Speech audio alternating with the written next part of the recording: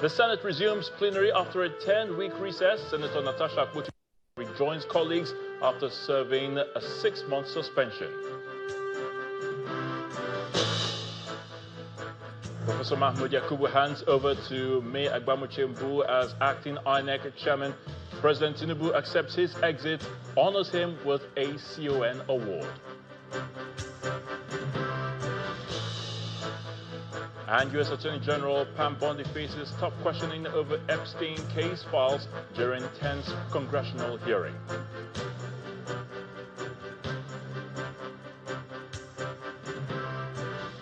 And on business, World Bank lifts Africa's 2025 growth forecast to 3.8% as economies regain momentum. In sports news tonight, Super Eagles hold first training session in Polokwane, South Africa with 18 players ahead of Friday's World Cup qualifier against Lesotho. And from the nation's capital, FCT Minister Nyesom Wike warns Abuja residents against failed politicians, highlights President Tinubu's change in narrative as he flags off the Kefi Road project.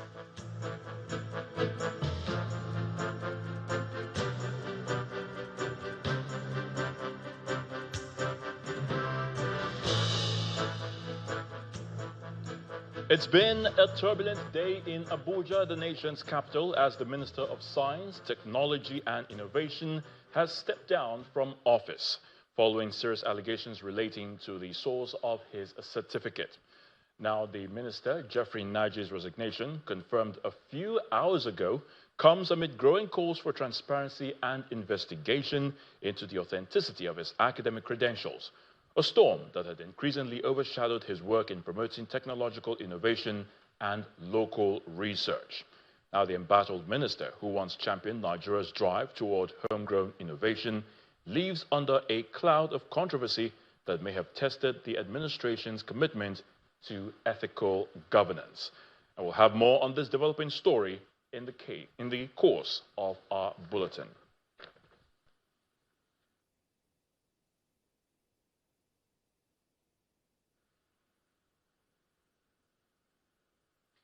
In a momentous transition at the helm of Nigeria's electoral body, Professor Mahmoud Yakubu has officially handed over the reins of INEC to his deputy, Mrs. May Agbamuche-Mbu, following the conclusion of his constitutionally limited 2-term tenure. Now, Professor Yakubu's decade at the commission was defined by sweeping electoral reforms and stormy national debates. Under his watch, Nigeria saw the introduction of the BVAS technology and the INEC results viewing portal, both innovations that promised greater transparency, but also drew sharp criticism during the 2023 presidential election when technical glitches and alleged inconsistencies in results transmission ignited public outrage and legal battles. While his supporters hail him as the most reform-minded electoral umpire since 1999, his critics say the 2023 polls left a dent on INEC's credibility and public trust. Today, as Mrs. May Agbamuche-Mbu steps in as acting INEC chairman, the nation watches closely. Will the legacy of contestation around 2023 define this handover, or will a new chapter in electoral credibility begin tonight?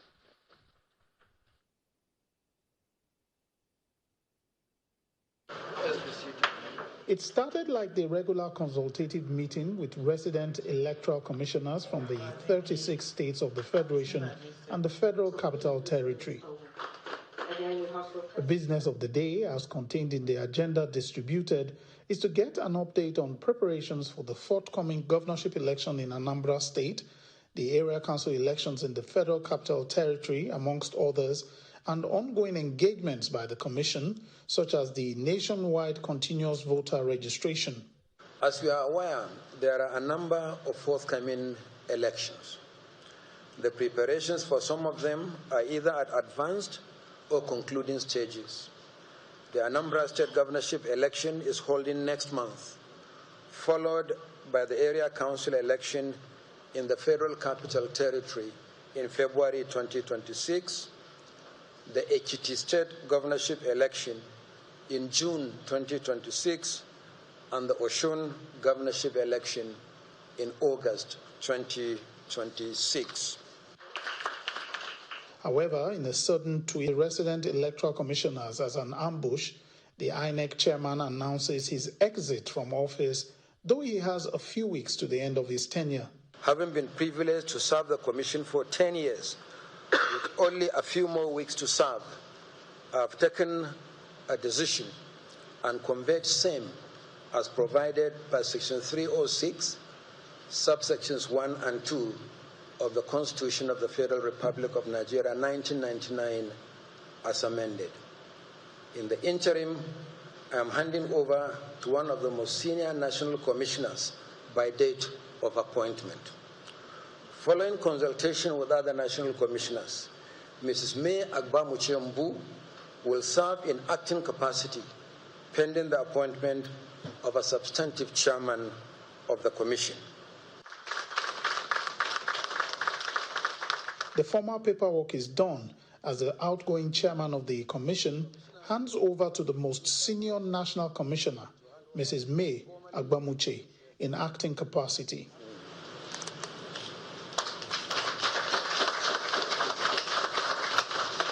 In an emotionally packed remark, the acting national chairman accepts the new responsibility, promising to lead with professionalism. I'm deeply humbled and honored. We assure you that the Commission will do our very best to maintain and uphold the standards you have set. We will continue from where you stopped.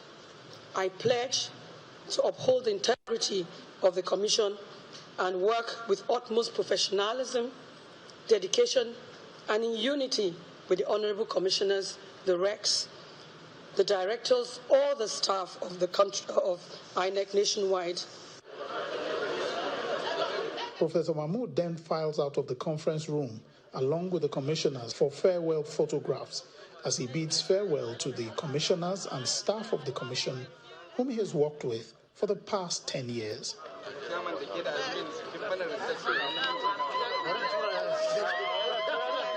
Meanwhile, President Bola Tinubu has accepted the departure of Professor Mahmood Yakubu as INEC chairman in view of the expiration of his second term in office. In a statement issued by the Special Advisor on Information and Strategy, Mr. Bayo Ononuga, President Tinubu thanked Professor Yakubu for his services to the nation and his efforts to sustain Nigeria's democracy, particularly through the organization of free and fair elections throughout his two-term tenure. In recognition of Professor Yakubu's dedicated service to the nation, President Tinubu bestowed on him the honor of Commander of the Order of the Niger, CON.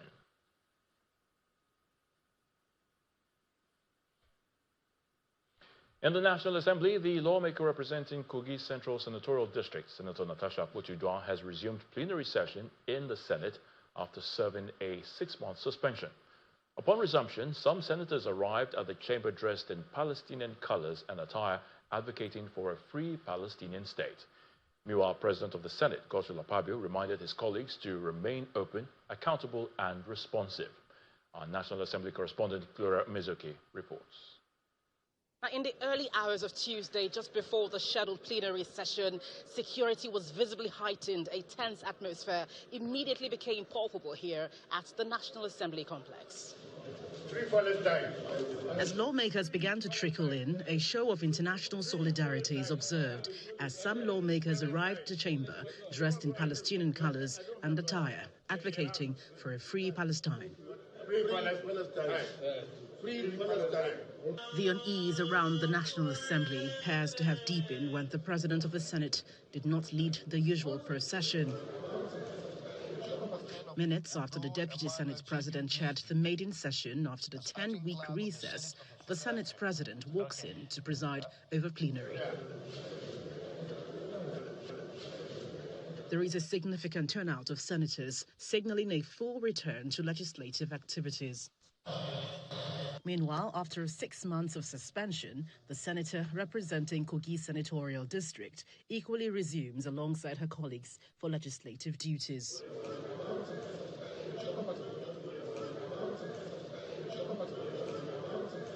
Addressing his colleagues in the Red Chamber, the Senate President charged lawmakers to recommit themselves to accountability, discipline, and purposeful governance. Leadership is not a carnival, and governance is not a stage for theatrics. Let no one mistake the nation's destiny for a costume drama, nor confuse applause with achievements. This Senate will continue to remain open, accountable, and responsive. We will not shrink from enforcing discipline, from scrutiny. Indeed, we welcome it. We must legislate, not only for the Nigeria of today, but for generations yet unborn. Lawmakers also advanced a legislation seeking to strip any Nigerian convicted of a crime in a foreign country of their passport following the completion of their sentence. When a Nigerian goes to mess up the image of the country, such a Nigerian should not just go to prison and be deported to Nigeria. Such a person should actually lose the international passport for at least 10 years. I'm sure these things will be discussed in public hearing. The Senate's president, amidst a string of correspondences from President Bola Tinubu, announced the president's rejection of two bills. They are the Nigerian Institute of Technology Establishment Bill 2025, as well as the National Library Trust Fund Establishment Bill, citing fiscal and legal irregularities. President Tinubu also sought Senate confirmation for nominees to the National Population Commission, the National Pension Commission, as well as the Revenue Mobilization and Fiscal Commission, among others. The Senate has promised to revert within 1 week. From the National Assembly, Gloria Umezuke, Channels Television News. For the first time since March this year, Senator Natasha Akpoti-Uduaghan is back in the Senate chamber. The lawmaker was suspended on March the 6th for 6 months over alleged misconduct. Her suspension drew national outrage, legal battles, and even fierce debates. This next report looks back at the drama, which is a major point of the Nigerian Senate in 2025.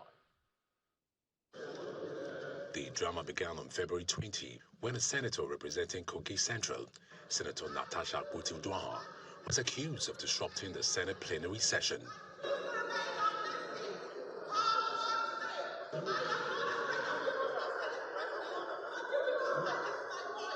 Senator Natasha, having given another seat, refused to vacate her former seat in flagrant violation of our rules. Earlier in the month, the Senate had reshuffled the leadership of its committee, which saw Senator Akpoti-Uduaghan move from local content to chair the Committee on Diaspora and Non-Government Organizations. While the lawmaker made several allegations against the leadership of the Senate, including alleged sexual harassment, the Senate commenced a disciplinary probe against the lawmaker. The matter will be dealt with at the appropriate time. The drama quickly degenerated as protesters stormed the National Assembly over the sexual harassment allegation against the Senate president. Amidst the tension, Senator Akpoti-Uduaghan arrived at the Senate chamber in the company of her husband.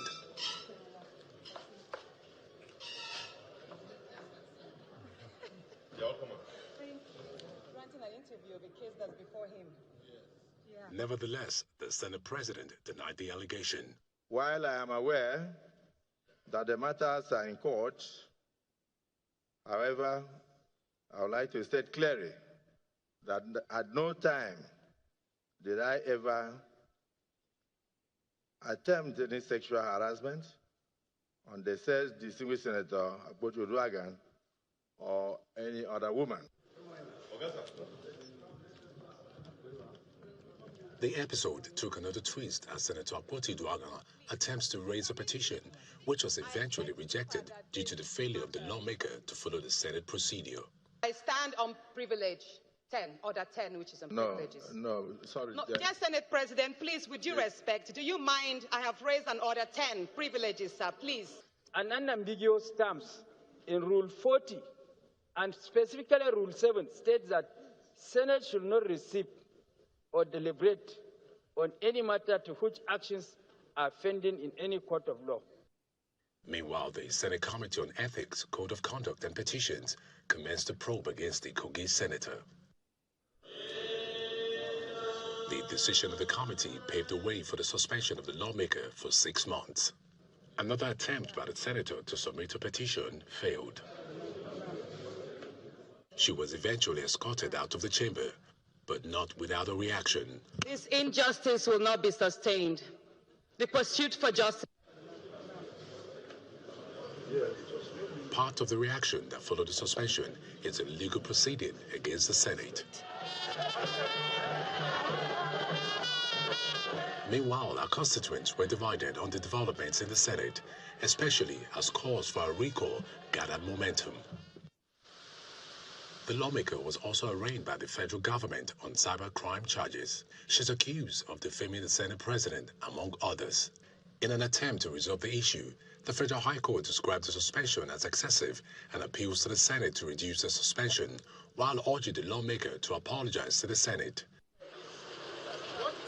Following the statement of the court, Senator Akpoti-Uduaghan attempts to resume plenary, but she's denied access.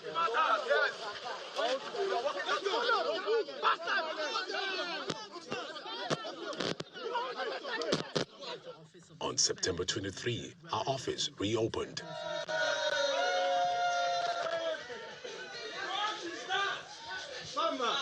Nevertheless, the lawmaker resumed her office while maintaining that she owes no one any apology. I'm actually worried as to what apology they expect from me. You can't apologize for an injustice. After 10 weeks of recess, the lawmakers returned to the chamber, with Senator Akpoti-Uduaghan in attendance. However, there are pending litigations, including the cybercrime charges against the lawmaker. This is indicative that more drama is expected in the coming days. In part two, after the break, President Tinubu seeks House approval for 1.84 trillion naira loan and $2.34 billion external capital to fund 2025 budget. Plus, we'll have more on the Minister of Science, Technology and Innovation, Jeffrey Najee's resignation. Please stay with us.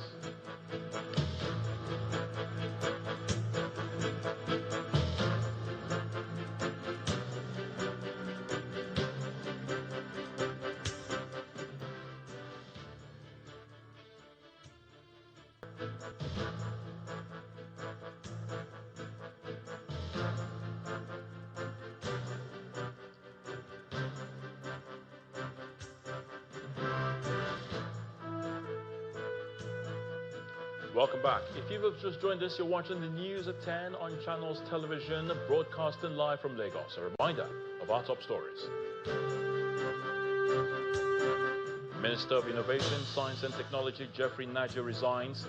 President Bola Tinubu accepts resignation, thanks him for dedicated service. The Senate resumes plenary after a 10-week recess. Senator Natasha Akpoti-Uduaghan rejoins colleagues after serving a 6-month suspension. Professor Mahmood Yakubu hands over to May Agbamuche-Mbu as acting INEC chairman. President Tinubu accepts his exit, honors him with a CON award.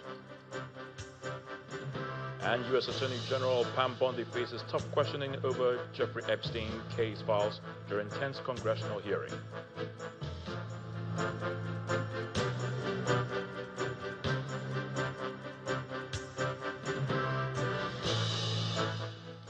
We're still in the National Assembly, and this time in the Green Chamber, where President Bola Tinubu has written to the House of Representatives seeking resolution of the House for new external borrowing in the 2025 Appropriations Act valued at 1.843 trillion naira for part financing of the budget deficit.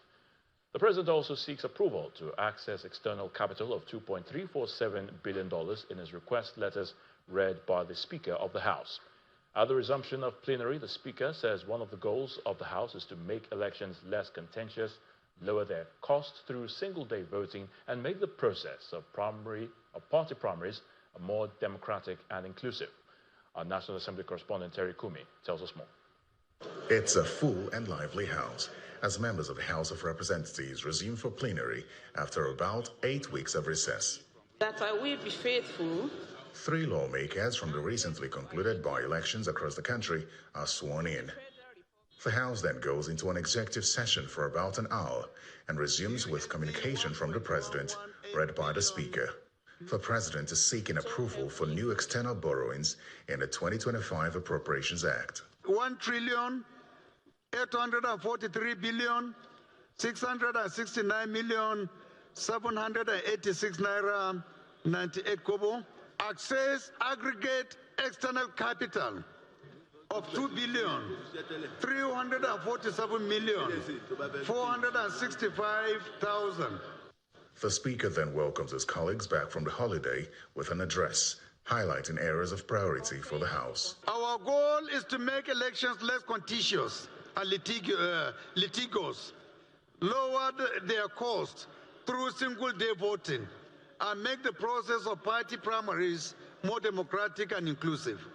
Motions of urgent national importance are then received. The House resolve direct FCCPC to suspend implementation of the digital, electronic, online and non-traditional consumer lending regulation 2025 with immediate effect, pending proper consultation with the relevant sector regulators and stakeholders.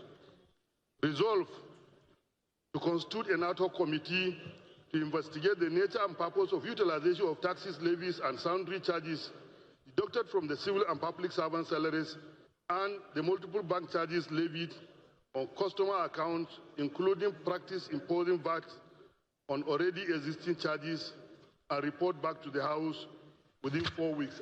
Composition of the ad hoc committee to investigate the deduction of taxes and multiple bank charges. And the membership is as follows. Honorable Kelechi Wogu, Chairman. I have not received the letter that I wrote. As plenary progresses, a slight altercation ensues when a member of the House tries to draw attention to a letter he had written to the Speaker of the House and the President regarding Nnamdi Kanu, who is standing trial for terrorism charges. A phone call from you? A visit to my office can solve the problem, so I don't think if... Mr. Speaker, I've been to your office, Mr. Speaker. So you mean I've you also have submitted the letter, all Mr. Speaker. options and opportunities. You couldn't see me except here. Please. I've been to your office to argue with the Speaker. Please. Excuse me, sir. Can you read the order book, Rule 6 and subsection 2, to know that I also have the right? Order book. Yes, you do. Please, you are ruled out of order. You are ruled out of order. You can sit down, please. The Deputy Speaker wades in and the matter is put to rest. I understand the pain, the heart of the representative with regards to the subject matter of Nnamdi Kanu, but will come properly before the House so that proper hearing will be given to it. It's just the procedure that I was challenging, not the substance of the issue. No problem. I will be willing and ready. Anytime you are ready to bring up the matter, thank you. We will do the needful and give you all the time to present. In the meantime, the attention of the House has been drawn to escalating insecurity across Ifelodun of Oyun Federal Constituency, marked by violent attacks, killings, and displacement of residents. Terry Ikumi, Channels Television News. Just one day after Vice President Kashim Shettima raised a note of caution on the face-off between Dangote refinery and some labor unions, a group of eminent Nigerians has added its voice to the need to protect the refinery by all Nigerians. In a statement, the group, comprising notable names like the Bishop of Sokoto Catholic Church, Bishop Matthew Kuka, political scientist Abubakar Siddiq Mohammed, founder of Stanbic IBTC Bank at Tedo Peterside, the Emir of Kano, Muhammad Sanusi II, and the former Director General of the Securities and Exchange Commission, Aroma Ote, recalled how Nigerians have endured the collapse of government-owned refineries for decades, with trillions of naira wasted on subsidies. Other members of the group are former Minister of Aviation, Osita Chidoka, Senator Shola Akinyede, Dr. Salamatu Hussaini Suleiman, Ibrahim Dahiru Waziri, Obongawan Barbara Etim James, Okbayami Adamolekun, Dudu Maman Manuga, and human rights activist Aisha Yesufu. The group believes the entrance of Dangote refinery represents more than a private venture, but a national symbol of what bold domestic investments can achieve, and the results are quite visible. In a statement, it says, quote, "Already the refinery has begun to ease supply pressures, with petrol prices in some parts of the country dropping from around 1,500 naira per litre to about 820 naira, a 55% reduction. This impact on transport costs and food prices offers Nigerians a glimpse of how local productivity can improve daily life. It also signals to investors at home and abroad that industry, rather than speculation, can still thrive in Nigeria. End quote. Addressing the recent face-off with labor unions, however, the group says while workers' rights must be respected, such disruptions pose dangers to investor confidence, economic stability, and Nigeria's strategic interest in reducing dependency on imports.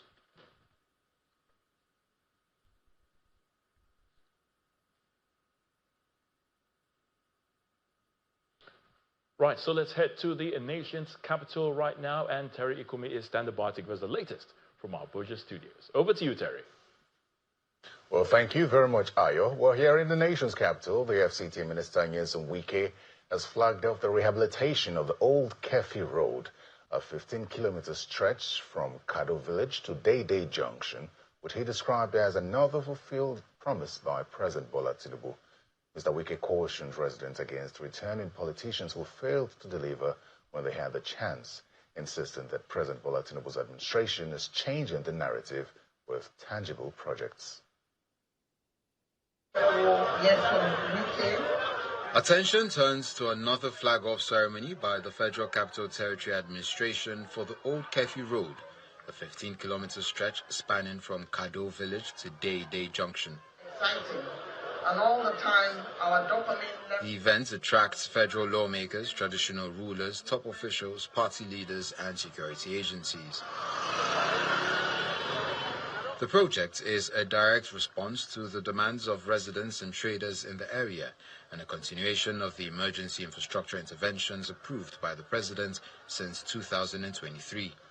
It is a road that has been used to transport people and goods for decades, since from the colonial times.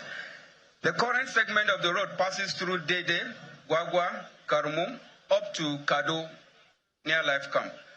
The road also provides access to the regional markets at Dede, at Gwagwa, as well as building material markets and Panteka markets in Bakusa district, as well as other communities. The FCT Minister, Mr. Nyesom Wike, says the road project fits directly into President Tinubu's renewed hope agenda. Out of 103 schools, 70 is undergoing construction, 33 will be flagged down soon. Out of 105, 73 of the schools are in INEC, that is in the city. He also cautions residents of the nation's capital against returning politicians who failed to deliver when they were in power. And I think we will not make that mistake of looking for people who we don't know. If you give them the third chance, what will happen to us? We gave them the first chance, they failed us. We gave them the second chance, they failed us. If you make a mistake of the third chance, they will kill you. Do you want to be killed?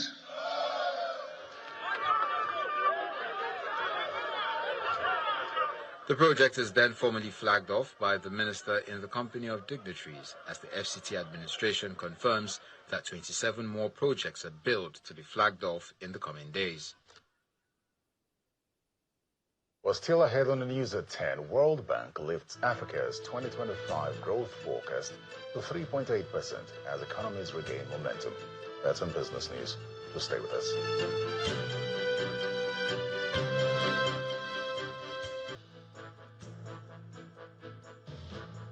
Welcome back to the news at 10. Now, the federal government has reiterated its commitment to building a resilient healthcare system.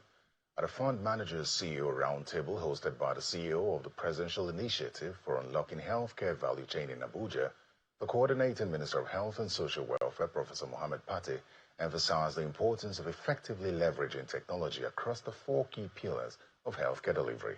Our correspondent Victoria Longjohn reports. The National Coordinator of the Presidential Initiative for Unlocking the Health Value Chain, Dr. Abdul Mukhtar, is hosting the Coordinating Minister of Health and Social Welfare, Professor Mohammed Pate, and the Minister of Industry, Trade and Investment, Ms. Jumoke Oduwole, to this CEO Breakfast Roundtable. The meeting is aimed at unlocking investments in the healthcare value chain and strengthening government coordination. When you look at OECD countries' health, Professor Pate, in his remarks, highlighted several successfully contained outbreaks, which he attributes to the success of ongoing prevention strategies. In the last 2 years, we have many outbreaks that didn't make it to the news, and they were stamped. The yellow fever in Bayelsa, nobody hears about it. Mpox in parts of the Africa region is very quiet in Nigeria. There's still dots here and there. Diphtheria, 14 states when we came, stopped. Meningitis outbreaks, which will have ravaged hundreds of thousands of people, but basically stopped in their tracks because we had a good sensing mechanism, good way to diagnose and quickly tamp. Contributing to the discussion, the Minister of Industry, Trade and Investment, Dr. Jumoke Oduwole, outlined Nigeria's strategy to support domestic investors and businesses. There's significant potential to replicate the special agro-industrial processing zone model in healthcare, creating health-focused industrial clusters, and these can host pharmaceutical producers, medtech assemblers, within shared infrastructure that offers tax incentives, duty-free imports, and export-ready logistics. PVAC's national coordinator, Dr. Abdul Mukhtar, encouraged local investors to take advantage of government policies that support the growth of viable projects. It's important to also listen to people like you who've actually been working either directly or indirectly doing investment in healthcare, through your funds, through your industries that you oversee. And one of the things we're thinking about is maybe establishing a dedicated healthcare fund. What do you think from where you're seeing, you see the market, you understand the market? The meeting ends with a resolve by the key players to advance the transformation of Nigeria's healthcare ecosystem and establish the nation as a global hub for health product and technology manufacturing. Victoria Lockton, Channels Television News. One of the largest independent owners, operators, and developers of shared communications infrastructure in the world, IHS Towers, is committed to bridging the digital gap in the country. The Chief Executive Officer of the company, Mr. Mohammed Darwish, who was speaking at the ongoing Nigeria Economic Summit Group meeting in Abuja, explains that the company sees potential in Nigeria and is hopeful that through government reforms and regulations, the partnership will create a mutually beneficial relationship.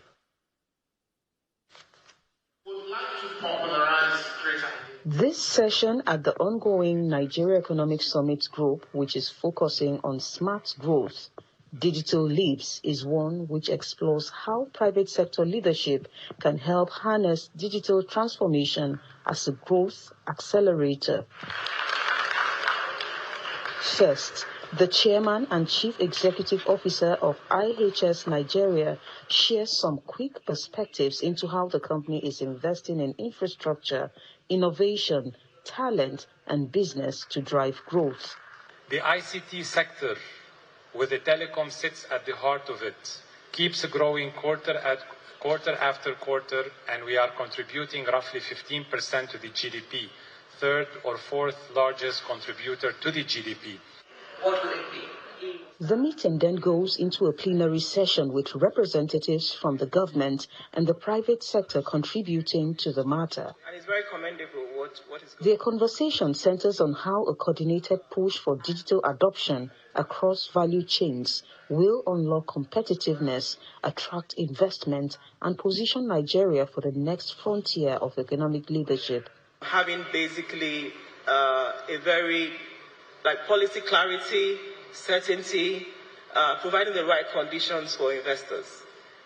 We can't underplay that. Now that 5G is there, IoT will come. Artificial intelligence will come.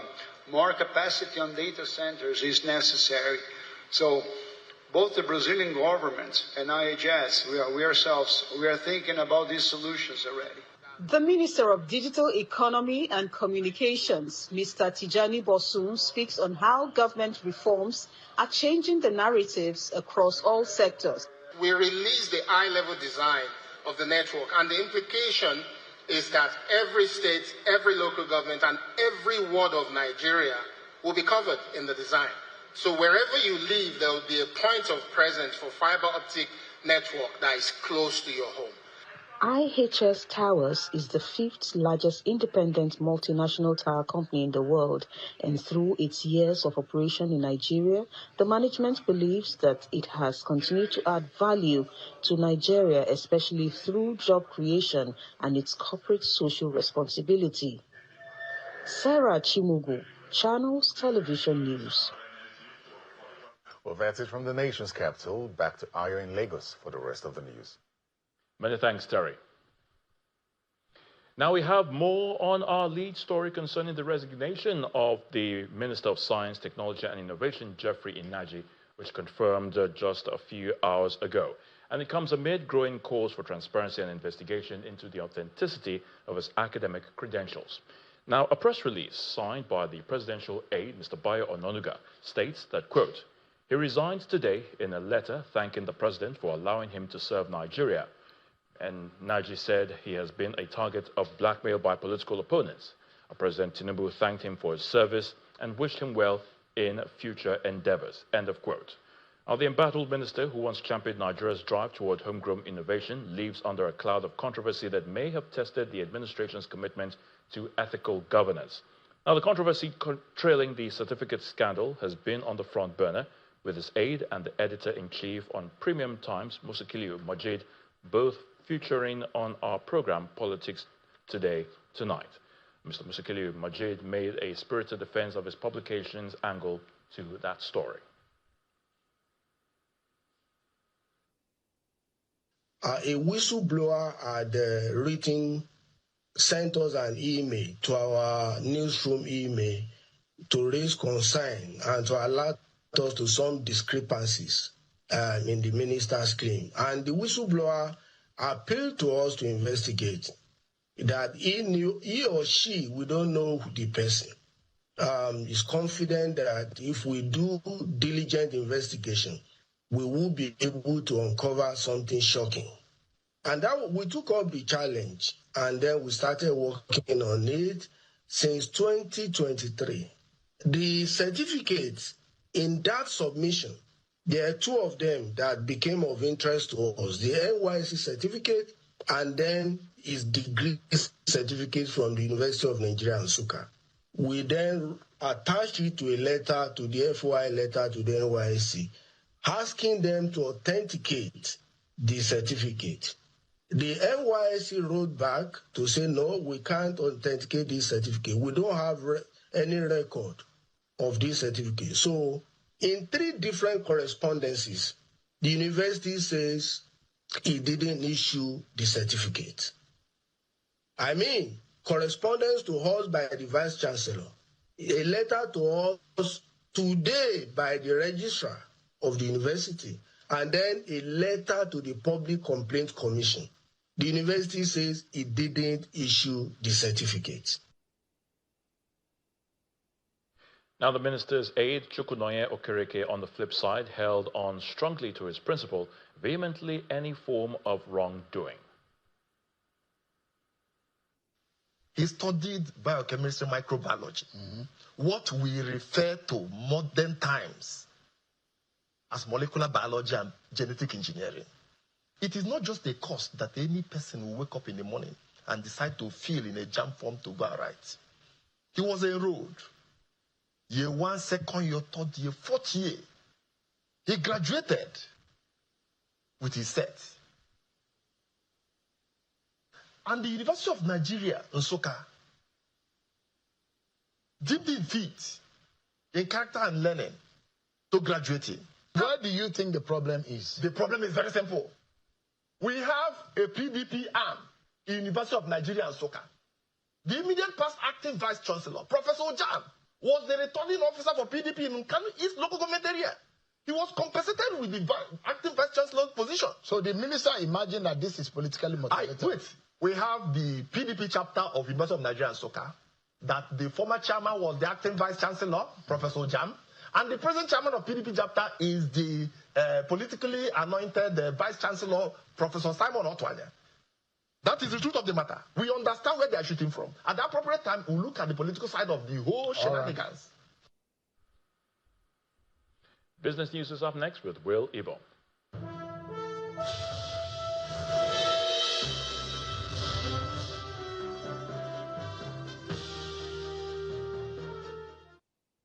Thank you, Ayotunde.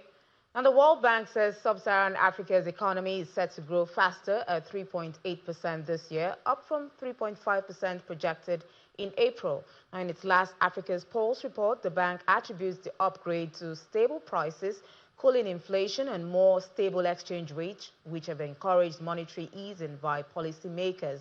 The World Bank also revised growth forecast upward for Nigeria, Ethiopia, and Ivory Coast, noting that 30 of the region's 47 economies are expected to record stronger growth, with momentum likely to build further over the next 2 years.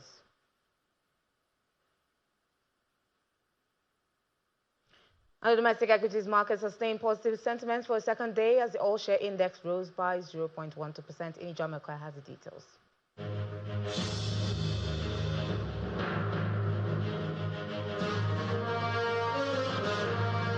Good evening, everyone. Welcome to the stock market report. Well, after opening the market in red and even intraday we had a red, the market rebounded and closed in the green at the close of trade. And it's mostly because of Dangote Cement. Dangote Cement opened at 525 naira, but at the close of trade, it had gone up to 530 naira, driving the market or keeping the market in the green territory with a 4 naira 90 kobo gain. Well, it's not alone. Other sectors did contribute to that, but not banking.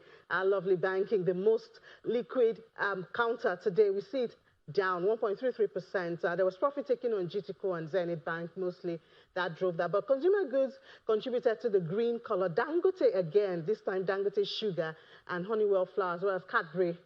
They had some cherry picking on them. But oil and gas is back in the red color. Aradel is top on the news, driving that, as well as O&O. So we see it down 0.87%. But there was still a gain in the market today, not as much as yesterday. 11 billion naira is what was added. And so the market cap has even crossed over to 92 trillion naira. Yes, so we're still sustaining the 144, and the all share is up 0.12%. So the second trading day for this week, we still have the bull as the winner.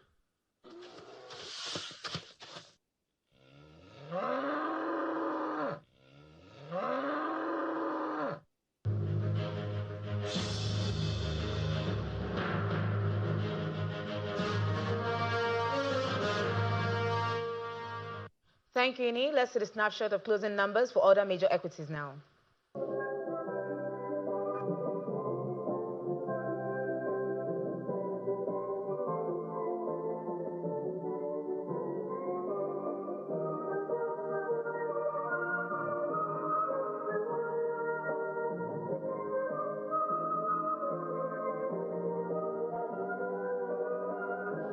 And that's business news. Back to you, Ayo.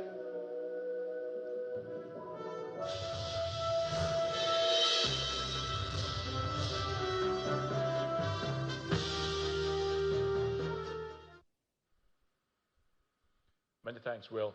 Here's Sami Pusey with more international news and around the world in 5 from our London studio. Good evening and welcome to the Channel Studios here in London with your international news around the world in 5. Peace talks over the conflict in Gaza are continuing exactly 2 years after the 7th of October attacks by Hamas.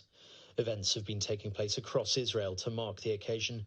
Here, Benjamin Netanyahu lighting a candle in a government meeting to remember those killed. 1,200 people died, mostly Israeli civilians, with 251 taken hostage by Hamas. The Israelis estimate that 20 hostages are still alive, and they want the return of the bodies of 28 others. Israel's devastating military response has destroyed most of Gaza and killed more than 66,000 Palestinians, mostly civilians, and including more than 18,000 children.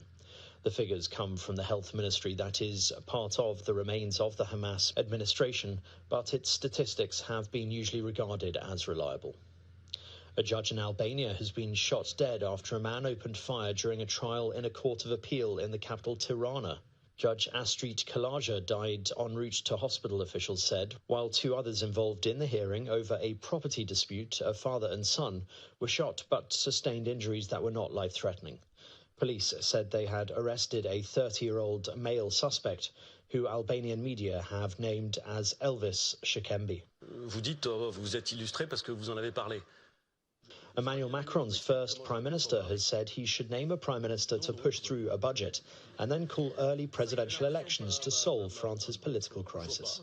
Edouard Philippe's comments come after France's third prime minister in a year, Sébastien Lecornu, resigned on Monday after his bid to form a government fell apart. Macron has asked him to make a last-ditch plan for stability by the end of Wednesday, but support for the French president appears to be waning, even among his allies. The Senate has failed for a fifth time to pass spending measures to reopen the government. Competing proposals by Democrats and Republicans were both shot down, failing to meet the 60-vote threshold required. President Donald Trump said earlier in the day that another failed vote would trigger mass layoffs. Thousands of federal employees were furloughed or ordered to work without pay when funding for their agencies ended 5 days ago, but he hinted that he was open to trying to end the impasse and possibly strike a deal with Democrats who are sticking to demands that the legislation address health care. Meanwhile, President Donald Trump and his Brazilian counterpart, Luiz Inácio Lula da Silva, have had a call described by both sides as friendly and positive, as Brazil seeks to reduce a 50% US tariff on imports. In Monday's chat, Lula asked Mr. Trump to remove most of the duties. Trump said on social media they had a very good telephone call. It is the first time the two have spoken formally since they had a brief encounter at the United Nations General Assembly in New York last month. Relations have been icy since Trump raised tariffs this summer to 50% on some Brazilian goods in response to the coup plot trial of Lula's predecessor, Jair Bolsonaro. Madagascar's embattled president has appointed an army general as the new prime minister in a bid to end youth-led protests against his rule. He said the nation needed a premier capable of restoring order and the people's trust before naming him to the post. Coming days after the president expressed fears of a coup attempt, the general's appointment marks a significant militarization of the government and appears to be an attempt by the president to secure the army's backing at a time of heightened tensions. The protest movement, known as Gen Z Mada, rejected General Zafi Sambo's appointment and gave the president 48 hours to... National news around the world in 5. Now back to the Channel studios in Lagos.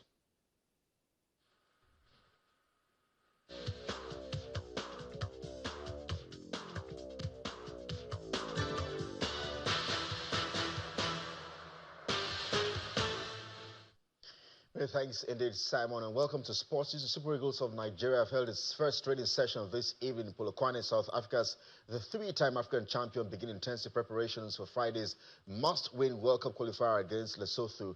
18 players were involved in this evening session, including team captain William Truss Ekong, Victor Sima, Ademola Lookman, Chris Sanchez Uche, Wilfred Ndidi, and Bruno Oyemachi. Other players include Terry Murphy, Moses Simon, Calvin Bassi, Alex Iwobi, Samuel Chukwueze, Frank Oyekutolu, Arokodare, Semi Ajayi, Adebayo Adele, Stanley Wabali, Amazo Basoge, and Benjamin Frederick.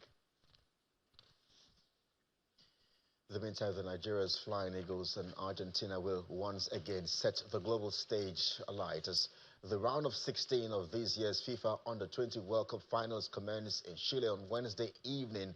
The Flying Eagles set up the meeting with the Argentines following a 1-1 draw with Colombia in their FIFA group game, which ensured the team finished third.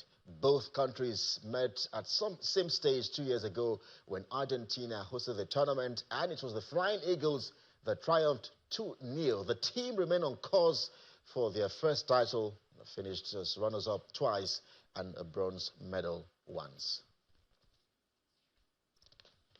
FIFA President Gianni Infantino says over $1 billion has been invested in African football through the FIFA Forward program since it was started in 2016. Mr. Infantino, who was part of this year's 47th CAF Ordinary General Assembly which held in Kinshasa, Democratic Republic of Congo, says this is part of football's responsibility to give hope and dreams to the young African talents. We want to open 100 FIFA academies around the world until 2027, and of course 20 or 30 of these academies have to be in Africa. FIFA academies to detect the talents and to raise them and bring them to the world stage. Or about the development programs, the FIFA Forward program, where we invested in the last 9 years, 10 years, over 1.2 billion US dollars in Africa only. And we can see now the results of all these investments. I'm asking you all, as always, to be united, to continue to unite Africa, to continue to unite African football, because like this you will have a strong voice. The Shanghai Open does it for us here on Sports. Thanks indeed for watching. I am Kelly. Gigas, back to you today.